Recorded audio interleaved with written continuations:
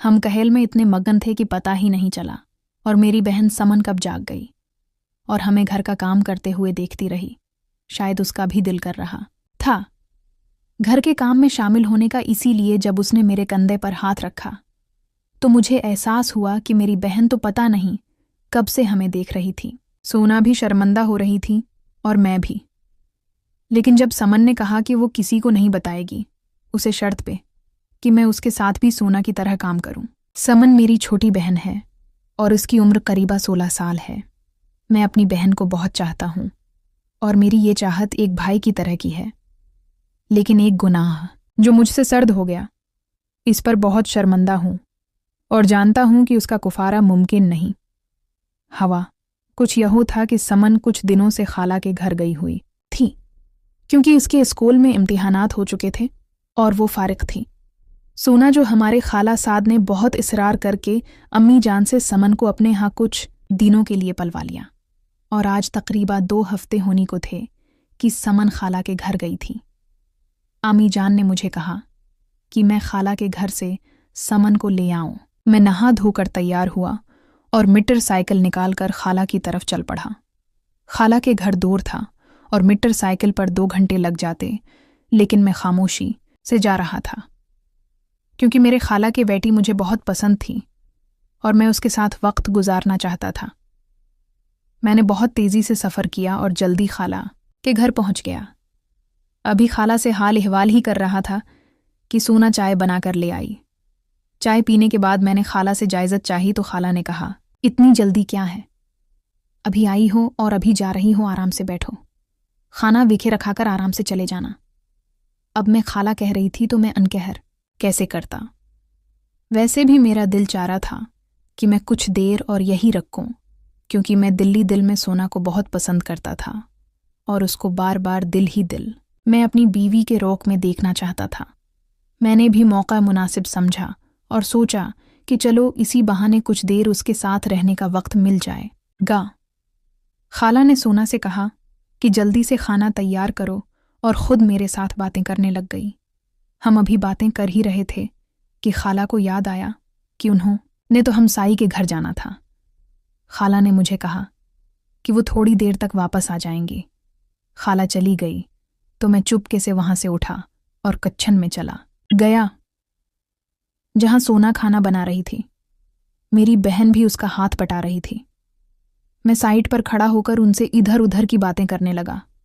वो दोनों खाना बनाने में मसरूफ़ थी, जबकि मैं सोना के शहर में गिरफ्तार था। मैं बार बार बहाने बहाने से उससे तिकराने की कोशिश कर रहा था और अपना घाजर इससे दिखा रहा था। 2-3 दफ़ा मैंने अपने किंध से इसके किंधों को छुआ था, जबकि एक आधा दफ़ा हाथ भी लगा लिया था। सोना समझ गई कि मैं इससे अकेले में बात करना चाहता हूं, तो वो मेरे पेशे सहन में आ गई। मैं सरूर की सी कैफियत में था। सोना को मेरा शोना बरा नहीं लगा था। मैंने सोना से कहा कि वापसी पर भी वो हमारे साथ मेरी घर चले, वहां हम दोनों एक दूसरे के साथ खेल सकेंगे। पहले तो सोना ने इनकार कर दिया, लेकिन जब मैं नाराज होकर जाने लगा तो मान गई और कहने लगी, बस एक दिन बाद मुझे वापस छोड़ जाओगे, क्योंकि घर में उम्मी अकेली होंगी। मैंने हामी भर, लेकिन चलो एक दनी बहुत है। खैर, खाना तैयार हुआ और हमने मिलकर खाना खाया। उसके बाद मैंने खाला से इजाज़त चाही तो सोना ने अपनी उम्मी से हमारे साथ चलने की इजाज़त ले उन्होंने भी इजाज़त देते हो कहा कि ध्यान से जाना, रास्ते में मोटरसाइकिल आराम से चलाना। मैंने जी अच्छा की कर दोनों को चलने के लिए कहा। सोना ने कपड़े तब्दील करने थे। वो 5 मिनट बाद कपड़े तब्दील करके आ गई। हम घर के लिए निकले तो शाम होने को थे। सोना साथ थी, इसलिए कोई ज़्यादा फिक्र भी ना थी। सोना ने हल्के नीले रंग की खमीज, सफ़ेद चलवार और दपटे में क़यामत धा रही थी।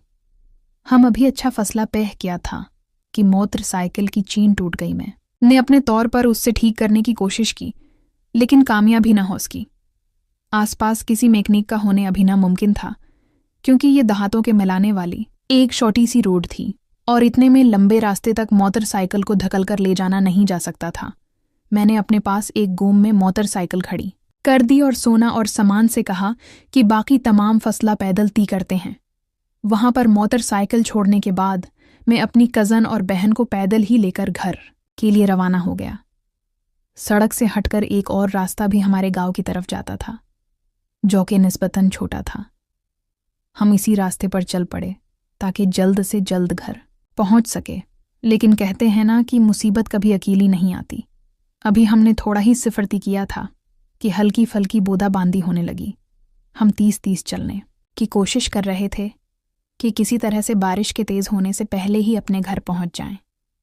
लेकिन बारिश शुरू हो गई और इतने जोर से होने लगी कि हम चल भी नहीं पा रहे थे। हम बिल्कुल अकेले थे। दौड़ दौड़ तक किसी इंसान का कोई नाम और निशान नहीं था और रास्ता भी कदरे सुनसान था। हमारे कपड़े बुरी तरह से भी चुके थे। थोड़ी दूर एक टूटा हुआ कमरा नजर आ रहा था। हम मुश्किल से उस तक पहुंचे और उसके अंदर पनाहली बारिश रखने का नाम ही नहीं ले रहे थे। इसलिए हमने सोचा कि रात यही रख जाती हैं। मेरी बहन और कज़न के पास अपनी चादरें थी। वो दोनों अपनी चादरें ऊपर फैलन कर लेट गए। दोनों सारा दिन घर के काम करके टिकी हुई थी, इसलिए थोड़ी देर में ही सोने लगी। बारिश की वजह से मुझे भी थोड़ी सर्दी लग रही थी। मैंने सोचा समन तो सो रही है, क्यों ना मैं सोना की चादर में ही सो जाऊं। ये सोचकर मैं सोना की चादर अपने ऊपर फैला ली। लेकिन थोड़ी देर बाद ही सोना के साथ सोना की वजह से मेरे दिल में कुछ कुछ होने लगा। सोना भी जाग गई और हमने एक दूसरे के साथ खेलना शुरू कर दिया। बारिश जोर की हो रही थी, इसी वजह से बिजली भी चमक रही थी, जिसकी वजह से अर्ध गर्दन नजर आज आता था। हम खेल में इतनी मग्न थे कि पता ही नहीं चला और मेरी बहन समन जाग गई और हमें ये सब करते हुए देती रही। शायद उसका भी दिल कर रहा था इस तरह खेलने का। इसीलिए जब उसने मेरे कंधा पर हाथ रखा तब मुझे होश आया कि समन तो पता नहीं कब से हमें देख रही थी। सोना भी शर्मिंदा हो रही थी और मैं भी। लेकिन जब समन ने कहा कि वो किसी को नहीं बताएगी, मैं उसके साथ भी सोना की तरह खेलन और हम तीनों एक साथ मिलकर खेलें। सोना भी राजी हो गई तो हम तीनों ने एक साथ मिलकर खूब खेला, हर तरह से सुकून दिया। प्यारे दोस्तों, मैं उम्मीद करता हूँ आपको हमारी कहानी पसंद आई होगी। अगर हमारी कहानी पसंद आई है तो वीडियो को लाइक कर दें और चैनल को लाजमी सब्सक्राइब कर दें। मिलते हैं अगली वीडियो में। Thanks for watching. भोपू को इस हालत में अपने सामने देखकर मैं जोशीला हो गया और जल्दी से उन पर सवार हो गया था। वो मेरा तीर थाम चुकी थी और निशान पर जैसे ही रखने लगे तो उनकी आवाज़ें फैल गई। कुछ देर बाद ही मेरा तीर निशाने से निकल गया। मेरा नाम महबूब है। मेरी उम्र 32 साल है। मैं बहावलपुर में रहता हूँ। मेरी शक्ल व सूरत काफ़ी अच्छी है और मैं देखने में बहुत प्रशिश और बहुत जवान लगता था। हम गांव वाले इलाके में रहता था, जबकि मेरी पढ़ाई शहर में हुई थी। मैं शहर में अपनी पढ़ाई करता था और एक अच्छा तालिब इल्म था। मुझे पढ़ाई का काफ़ी शौक़ था और इसी वजह से मेरे अबू भी आगे बढ़ाने पर आमादा हो गए थे। मुझे इस बात काफ़ी खुशी थी और यही कोशिश करता था कि मैं आगे पढ़ूँ। में कॉलेज पहुंच गया था, जबकि कॉलेज में हम लड़के और लड़कियां इकट्ठे पढ़ते थे। मैं पहले तो बहुत गुस्सा आता था और लड़कियों को देखता भी नहीं था, लेकिन आहिस्ता आहिस्ता मेरे दोस्त बनते रहे और मैं भी उनके साथ रहकर अब तना हो चुका था। काफ़ी लड़कियों से दोस्ती करते थे और मेरी कोई भी लड़की दोस्त नहीं थी, सिवाय एक लड़की के जो मेरी फूफू तही। इनसे मेरी काफ़ी अच्छी दोस्ती। उनका नाम थमरा है और वो काफ़ी खूबसूरत है। उनकी शादी कुछ इरसा पहले हो गए थे और वो हमारे घर आते थे और वो अपनी उम्र से बहुत बड़ी लगती थी। मैं सिर्फ उनके साथ आया था और हर बात उनसे शेयर करता था।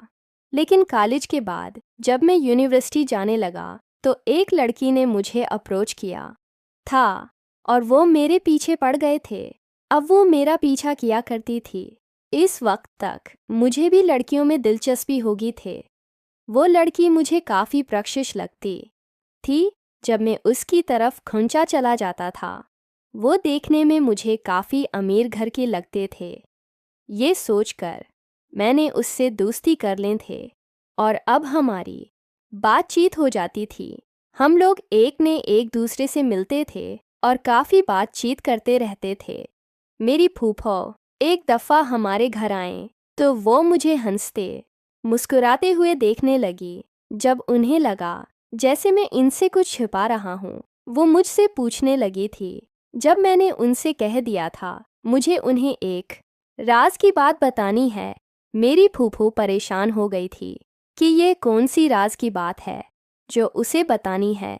उस पर मैंने उन्हें बताया कि बात यह है कि मेरी गर्लफ्रेंड बन गई है। फूफू हैरान हो गई थी, कहने लगी कि मैं बहुत मायूस ना हूँ और उनसे ये बात छिपाई है, पर मैं अब माफ़ी मांगने लगा था। मुझे यह बात उनको बता देना चाहिए थी, मैं नहीं बता सकता था। मेरे को मुझसे कहने लगी वो लड़की कैसी है और क्या वो उनसे भी खूबसूरत है, और मैंने फिफड़ों को साफ साफ कह दिया था कि वो उनसे फिर कल भी खूबसूरत नहीं है, बल्कि मैंने इसे गर्लफ्रेंड एक वजह से बनाया है। मेरी तौबा मेरी बात सुने और हैरान हो गई कि वो कौन सी वजह है।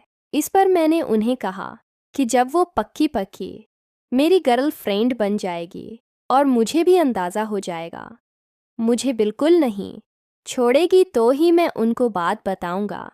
मैंने ये कहकर वो और भी हैरान कर दिया था। मेरी फूफो वापस घर चली गई थी। अब मेरी गर्लफ्रेंड है और वो रात को भी बातचीत होती रहती थी। मेरी यही ख्वाहिश होती थी कि मैं अपनी गर्ल रूसी बात किया करो ताकि किसी और के पास ना जाए और मेरे साथ इस का बरेक अपना हो जाए। ये बात मुझे डरा कर रखती थी और इसी वजह से मैं रोज़ यहाँ से बात करता था और उसे यही कहता था कि वो मेरे लिए मेरी दुनिया है। मेरी सालगिरह आने वाली थे। इस पर मैंने उसे कह दिया था कि मैं उस सालगिरह पर मैं उसके मुताबिक अच्छा सा वक्त गुजारूंगा और एक डिनर करूंगा। फिर उसने इनकार कर दिया था और मेरे ख्वाबों को मार दिया था। लेकिन अगली बात सुनकर मैं और भी हैरान हो गया था, क्योंकि इसने मुझे कहा था कि वो मुझे बहुत बड़ा तोहफा देखें। मैं ये बात सुनकर बहुत खुश हो गया था और अपनी सालगिरह का इंतज़ार करने लगा था। जैसे ही मेरी सालगिरह का दिन आया तो इसने मुझे चाबी दी थी। मैं हैरान हो गया था, वो चाबी एक की थी। मैं खुश हो गया था, लेकिन अगले ही दिन इसने मेरे सामने एक शर्त रखकर अब मैं उसकी बात मानूंगा और उसके साथ एक अच्छे से होटल में जाऊंगा। मुझे काफ़ी हैरानी हुई थी कि वो मुझे होटल क्यों बनाना चाहती है। मैंने उनसे पूछा तो उसने बताया कि वो एक होटल में मेरे साथ वो सब करना चाहती हैं जिससे हमारी ज़िंदगी बदल जाएगी। मैं उसकी बात से कुछ समझ नहीं पाया था और उससे कहा था कि वो मुझे साफ लफ्ज़ों में बताएं। तो वो कहने लगी कि वो चाहती है कि मैं उसे अपना बना लो, इसीलिए वो एक रात होटल में मेरे साथ गुजारना चाहती है। मैं ये सुनकर शॉक हो गया और उससे कहने लगा ये सब तो शादी के बाद होता है और मुझे नहीं मालूम था कि मैं क्या करूँगा। इस पर वो कहने लगी मुझे ये सब जैसे भी करके किसी न किसी तरीके से करना ही होगा। मैं परेशान हो गया और सोचने लगा कि अगर मैंने ये सब न किया तो ये मेरे हाथ से लौटे निकलना चाहिए। क्या पता वो मुझसे बाहर भी वापस ना लेने। इसी वजह से मैंने फैसला कर लिया कि ऐसा ही करके रहूँगा। पर मुझे परेशानी होने लगती थी कि ये सब किस तरह करूँगा, मुझे कोई तरीका नहीं आता था। मैंने उनसे 3 दिन का वक्त मांग लिया था और उसने भी मुझे टाइम दे दिया था। अब मैं सोच में पड़ गया था और इस बार मैं नेट से देखने लगा था, लेकिन वो सब कुछ ही बढ़ा चढ़ाकर बता रहे थे। मेरी फूफू भी उन दिनों मेरे घर रहने के आगे थे और हमारे साथ रहती थीं, क्योंकि गर्मी की वजह से उनके घर रहने वाला कोई हाल नहीं होता था और वो हमारे घर ऐसी के मज़े भी ले गई थी। मुझे भी उनके साथ काफ़ी मज़ा आता था। उन्होंने मुझे नेट पर कुछ खर्च करते देखा तो पूछने लगी कि मैं क्या कर रहा हूँ।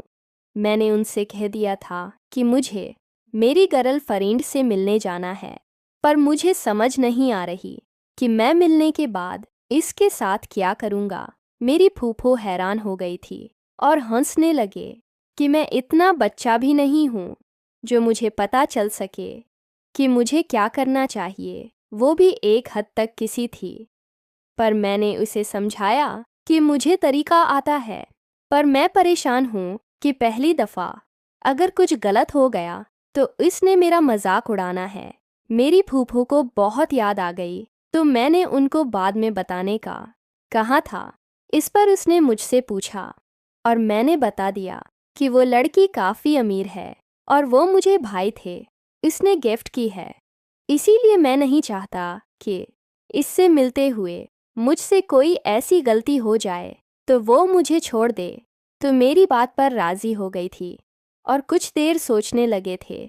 इसके बाद उनके जहन में एक आइडिया आया था और वो मुझसे कहने लगी कि मैं उनके रूम में हूँ तो मुझे तफसील से बताएगी कि आखिर करना क्या है। मैं काफ़ी हैरान हो गया था क्योंकि अजान में मेरी फूफू के बारे में ऐसा कुछ भी नहीं था और न ही मैं ऐसा कुछ चाहता था, पर मजबूर होकर मुझे ये सब कुछ करना मुमकिन हो गया। तो इनमें काफ़ी अंधेरा था और एक बल्ब चला हुआ था, सही माहौल बना हुआ था।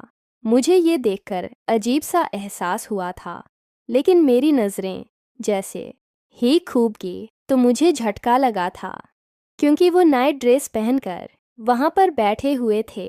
उनकी खूबसूरती इस ड्रेस में और भी चमक रहे थे। उनका हुस्न मेरे सामने था और ये देखकर मेरी चमक और भी तेज़ हो गई थी।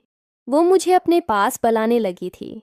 मैं कुछ कर उनके पास जाने लगा था, लेकिन अचानक महसूस होता था जैसे वो खुद को और भी आज़ाद कर रही हूँ और ये सोचकर मुझे अजीब सा एहसास होने लगा था और मैं कुछ भी नहीं कर सकता था। कुछ देर बाद पप्पू ने मुझे अपने साथ लगा लिया था। अब मैं उन्हें महसूस करने लगा था और बेचैनी और भी बढ़ने लगी थी। कुछ देर बाद वो मुझे सिखाने लगी थी और अब कुछ तफसील से लगी थी। मुझे बिल्कुल भी मालूम नहीं था। मैं भी उनके बताए हुए तरीके पर इनसे काम करने लगा था। वो काफ़ी खुश हो रही थी और अजीब सी आवाज़ें आने लगी थी। मुझे इसको आने लगा था। कुछ देर बाद में इनसे अलग हो गया था। उन्होंने मुझे बहुत कुछ सिखा दिया था। वो मुझसे कहने लगी कि मुझे अपनी गर्लफ्रेंड के साथ बिल्कुल इसी तरह कैसे करना है। मैं खुश हो गया था। मैंने उनका शुक्रिया अदा किया। अभी मेरी बेचैनी ख़त्म नहीं हुई थी। मैं चाहता था कि मैं उनके साथ हर तरीके से करो। कभी नहीं कहने लगा अगर मेरी गर्लफ्रेंड नहीं है, मुझे किसी और तरीके से करने का कहा तो मैं क्या करूँगा। तो कहने लगे देखो तुम फिक्र न करो, मैं तुम्हें हर तरीके से करके देखो। इस तरह वे नेट सर्च करने लगी थी। कुछ देर बाद ही वो तरीका दिखाने लगे और कहने लगे देखो इस तरीके से करोगे तो तुम्हारी गर्लफ्रेंड को मुश्किल भी नहीं होगी। उर्दू में खूबसूरत कौन आएगा। मैंने जैसे ये देखा तो इनसे कहने लगा ये तरीका तो बहुत ही मुश्किल है, मैंने तो बिल्कुल भी नहीं कर सकता, अगर बहुत ही वक्त लग जाएगा। जब वो कहने लगी देखो मैं तुम्हारे साथ करती हूँ और फिर तुम्हें प्रैक्टिस हो जाएगी और फिर तुम अपनी गर्लफ्रेंड के साथ भी कर लेना। इस तरह अबू के साथ वो सब करने लगी थी और मुझे सिखाने लगी थी। मैंने जैसे उन्हें इस तरह देखा तो हैरान हो गया था। मेरी तो आंखें खुली की खुली रह गए थे। हम सही तरह से देख रहा था। मैंने पहली दफ़ा इन्हें इस तरह देखा था। वो मुझे हर स्टेटस खा रहे थे। इस तरह मैं आसानी से सब कुछ सीख गया था। मैं उनका शुक्रिया खा कि फूफो अगर आप मुझे न सिखाते थे मुझे बहुत मुश्किल होनी थी और मैं कभी सीखना पड़ता। लेकिन भूख लगी देखो मैंने तुम्हें देखा तो दिया है, लेकिन अगर तुमने ये सब कुछ किसी और को बता दो फिर हम दोनों पकड़े जाएंगे क्योंकि ये सब कुछ गलत है। मैंने तो तुम पर तरस खाकर तुम्हें सिखाया है, क्योंकि मैं नहीं चाहती थी कि तुम्हें कोई मुश्किल का सामना करना पड़ेगा। उनके पास जाने वाला था जब वे मुझे अपने पास बैठा चुकी थी और कहने लगी कि एक बात तो बताओ। ये सुनकर मुझे पसीना आने लगे, न जाने मुझसे क्या पूछना चाहती थी। और वो कहने लगी, क्या तुम्हारी गर्लफ्रेंड मुझसे भी ज़्यादा खूबसूरत है? मैंने एक नज़र उन्हें देखा तो अब मैं उन्हें गौर से देखने लगा था। उनके फिट बाल बहुत बड़े थे। मैं देख के साथ ही उन्हें महसूस करने लगा था और उन पर झुक गया था। वो बहुत खुश होने लगी थी, वह शायद यही चाहते थे। तब भी कुछ देर बाद कहने लगे कि तुमने मेरी बात का जवाब नहीं दिया। मैंने उससे कहा कि फूफो, आप अपने साथ इस का मुवाजना नहीं कर सकती, क्योंकि वो लड़की तो बहुत ही बच्ची हैं। इसके तो आगे कुछ भी नहीं है। यूं मेरी फोटो मेरी बात सुनकर खुश हो गए थे और कहने लगी कि देखो, जब भी तुम्हें मिलना हो तो तुम मेरे पास आ सकते हो। इस तरह मैं वहाँ से चला गया था। मैं बहुत पुरजोश था कि मैं अपनी गर्लफ्रेंड से मिल सकता हूँ और मैं बिल्कुल भी तैयार हो गया था। मैं अपनी ज़रूरत की हर चीज़ अपने साथ रखी थी ताकि गर्लफ्रेंड को मुश्किल में न डालें पाऊँ। इस तरह कुछ दिन बाद में उसके पास इस होटल में चला गया था। मैंने होटल तैयार करवा लिया था और उसे सरप्राइज़ दिया था, और वो मुझसे कहने लगे कि मैं कैसे कपड़े पहन कर जाऊंगी। इसकी बात सुनकर मुझे आपको क्यों नाइट ड्रेस याद आने लगी थी। कह दिया था कि तुम्हें ऐसे लिबास में आना जिसे देखकर मैं मदहोश हो जाऊं। इस तरह जैसे मेरे सामने वो आए तो उसे उनका प्रोग्राम देखकर मेरे होश हो जाए, क्योंकि वो तो बहुत खूबसूरत लग। चाची अपने कमरे में मुझे बुलाकर चली गई। मुझे कहा कि कमरे में 5 मिनट बाद आ जाना। मैं इसके पीछे जैसे ही जाने वाला था, आयशा ने मुझे आवाज़ देकर कहा, कामरान को ज़रा मेरी बात सुनो। मैंने कहा, जी हाँ बोलो, क्या बात है? इसने कहा, कामरान, आपने तो अपने किसी फ्रेंड से बात की है कराची में? फिर आपने बताया नहीं, मैं तंग आ गई हो, यहाँ काम करके थक गई हूँ, अब मैं शादी करना चाहती हूँ। आपको मैंने कहा था कि आपका कोई अच्छा दोस्त है जैसे मैं शादी करूँ। मैंने कहा, आयशा मैं भूल गया था, मैं आज ही बात करके आपको फाइनल बात बता दूंगा। तुम परेशान ना हो, मैं कराची में कोई अच्छी सी सेटिंग तुम्हारी कर दूंगा। तुम्हें यहाँ कुछ दिन और रहना होगा, मुझे जाने दो, कराची शहर में तुम्हें बोलूँगा। उसने कहा, अच्छा काम, अब मुझे अपना नंबर दे। मैंने कहा था, रात को तो वैसे भी तुमने मेरे कमरे में आना है, रात में तुम्हें अपना नंबर दे दूंगा। इसने कहा, अच्छा रोको, तो मुझे आपसे बात करनी है। अभी तुम कहाँ जा रहे हो? अब मैं परेशान हो गया। इधर कमरे में चूंकि मेरा इंतज़ार कर रहे हैं और यहाँ मुझे आयशा ने रोक लिया था। अब मैं बहाना बना कर वहाँ से निकलना चाहता था। अब मैं आयशा को क्या पता था कि मैं कहाँ जा रहा हूँ। मैंने कहा, आयशा जब तक तुम घर के काम खत्म करो मैं आता हूँ, तुम ज़रा रखो। फिर मैं चाची के कमरे में चला गया। जाके देखा तो बेड पर बैठी थी, मेरा इंतज़ार कर रही थी। उसने कहा, कहाँ थे इतनी देर? बहुत टाइम लगा दिया। मैंने कहा, बस वो आयशा से कुछ पूछ रहा था। फिर उसने कहा कि आयशा ने तुम्हें मेरे कमरे में आते हुए देख ही लिया। ख्याल रखना, वो बड़ी शातिर है, वो कहीं तुम्हारी चाचू को हमारे बारे में बताएं। फिर मैंने कहा, चाची तुम फिक्र न करो, ऐसा कभी नहीं होगा, और आपने वैसे भी मुझे यहाँ आते हुए नहीं देखा। फिर चाची कहने लगे कि अमरान में तो कहती हैं कि रात में चलते हैं, इसको शक न पड़ जाए और वो जान कि हमारे कमरे में न आ जाए। हमें रसक नहीं लेना चाहिए। हर अब में मिलते हैं, न तुम परेशान न हो, मैं चोरी छिपे तुम्हारे कमरे में आ जाओगे। लाहौर के मज़े तो अलग लग गए थे, लेकिन अब मैं इसको क्या बताता कि रात को आयशा मेरे कमरे में आने वाली है। पर मैंने कहा, नहीं नहीं जाती, अभी ठीक है, तुम ड्रू नहीं, रिलैक्स हो जाओ, कोई बात नहीं। फिर मैंने कहा, चलो तुम्हारी तो बहुत ही कमाल के हैं, उनको जरा आज़ाद करो ताकि मैं जी भर के साथ खेल सकूं।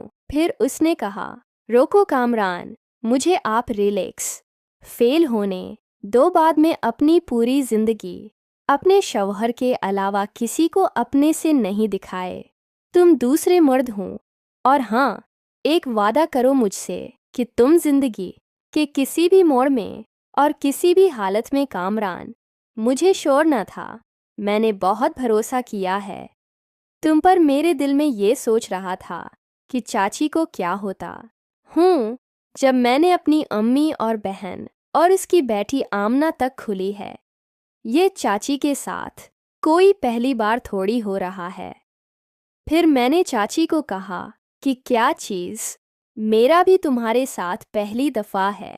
मेरी ज़िंदगी में आने वाले दिन पहले ही औरत हो जिसके साथ मैं खेल की बातें कर सकता हूँ। मैं आपसे वादा करता हूँ कि मैं आपको कभी धोखा नहीं दूंगा, आप परेशान ना हों।